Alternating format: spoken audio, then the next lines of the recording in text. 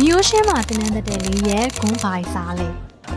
အားလုံးပဲမင်္ဂလာပါရှင်ကို vlog ကနေပြန်လဲကြိုဆိုလိုက်ပါတယ်ဒီ vlog လေးကတော့ဂုံး New Ocean မှာ4ရက်တာနေ့လည်စာစားတဲ့ vlog လေးပဲဖြစ်ပါတယ်ဘာလို့လဲဆိုတော့ New Ocean မှာရှိရဲ့ ANA မှာ4ရက်တာ training လာတက်နေလို့ပဲဖြစ်ပါတယ်ပထမဆုံးနေ့လည်စာကိုတော့ဒီ New Ocean food court မှာရှိတဲ့ထမင်းတုပ်တရားနဲ့နေရာစီရောက်သွားပါတယ်ပထမရက်ကတော့လက်ဖက်ထမင်းမှာစားပါတယ်ကျူဟာ fry ပါတာအောင်မှာတပွဲကို4800ပေးရပါတယ်တက်ရှင်းတက်ရဲနဲ့တော်တော်လေးလည်းအရသာရှိရမို့လို့ဂုံကတော့တန်တယ်လို့မြင်ပါတယ်ထမင်းစားပြီးရော AIA ရုံးရဲ့အောက်ထပ်မှာရှိရဲ့ coffee ဆိုင်မှာပဲတငယ်ချင်းတယောက်နဲ့ coffee ဆက်တောက်ပါတယ်နေ့လယ်ပိုင်းစာဆက်တင်ပြီးတော့ညနေ4နာရီ5နာရီလောက်မှာအိမ်ပြန်ရောက်ပါတယ်အိမ်ပြန်ရောက်ပြီးချင်းကြုံပြီးလမ်းထွက်လျှောက်ပါတယ်ရှင်ဒုတိယနေ့ရဲ့နေ့လယ်စာကိုလည်း New Ocean food court မှာပဲထပ်စားဖြစ်ပါတယ်ဒီနေ့ကလက်ဖက်ထမင်းတုပ်စားပြီးပြီဆိုတော့ဒီနေ့ကငပိကျော်ထမင်းတုပ်ပါငပိကျော်ထမင်းတုပ်လည်းတော်တော်လေးကောင်းပါတယ်အီပြေငပိကျော်ထမင်းတုပ်နဲ့တွဲစားဖို့ခရမ်းချင်နီတုပ်ပါဝယ်လိုက်ပါတယ်ခရမ်းချင်နီတုပ်ကလည်းစီစီထွထွလေးနဲ့အရန်ကိုစားလို့ကောင်းပါတယ်သူကတော့တစ်ထုပ်ကို2900ပါ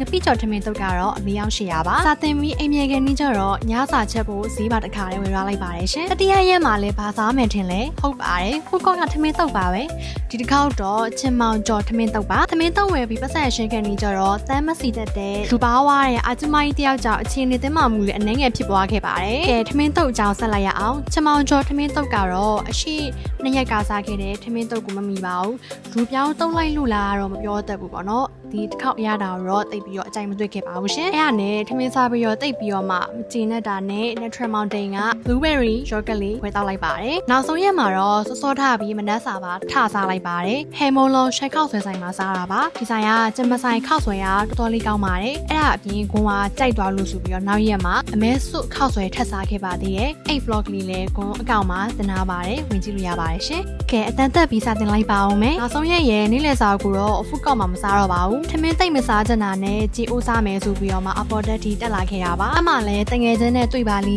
ရောသူကလည်းကြည်အိုးစားမှာဆိုလို့ကြည်အိုးတူတူစားဖြစ်ခဲ့ပါတယ်ဘယ်တော့ကြာလဲတော့မသိလိုက်ပါဘူးသူရှင်းတော့တာမို့လို့ပါ thank you သူများဝယ်ကျူရဲ့နေ့လည်စာမို့လို့လားမသိဘူးခါတိုင်းထက်ကိုပို့ပြီးတော့မှစားလို့ကောင်းပါတယ် training နောက်ဆုံးနေ့မှာတော့ AIA က mock exam ဖြစ်ရပါတယ်ဒီချက်ကအမှတ်60ကျော်တဲ့လူအားလုံးကိုအောက်က coffee ဆိုင်မှာ coffee တိုက်မယ်လို့ပြောပါတယ်2နာရီစာမင်းမွဲကိုနာရီဝက်နဲ့63မှတ်ရအောင်ဖြည့်နိုင်လို့ coffee တောက်ရပါတယ်